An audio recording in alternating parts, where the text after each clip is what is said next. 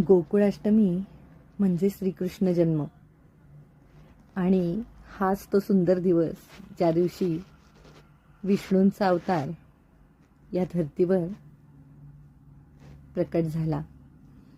आणि तोच सोहळा आपणही आपल्या आनंदासाठी त्याची जयंती साजरी करतो.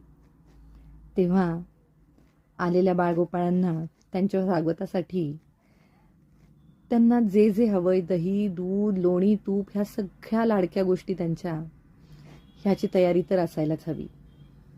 मग तेव्हा काही गोष्टीत आपण आणतो दही, दूध, तूप, पण काही वेळेला एखादी गोष्ट नसते.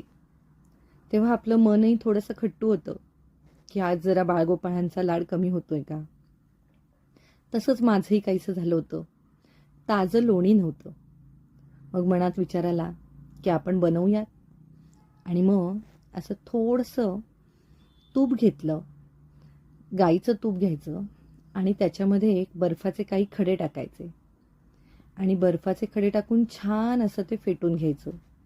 त्याचा रंग बदलतो आणि असं ते हलकं होतं थोडंसं आणि ते फुलतं. तेव्हा त्याच्यामध्ये थोडी खडीसाखर अशी वाटायची आणि ती त्याच्यामध्ये घालून, जर घालताना थोडं पाणी असेल त्यामध्ये तर ते काढून घ्यायचं आणि मग त्याच्यामध्ये ही खडीसाखर घालून छान मिसळून घ्यायचं. आणि ते मिसळताना थोडंसं हलक्या हाताने पुन्हा फेटायचं.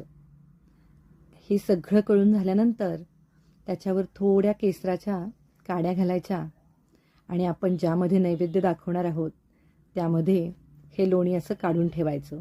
म्हणजे रात्री 12 वाजता अजिबात गोंधळ होत नाही.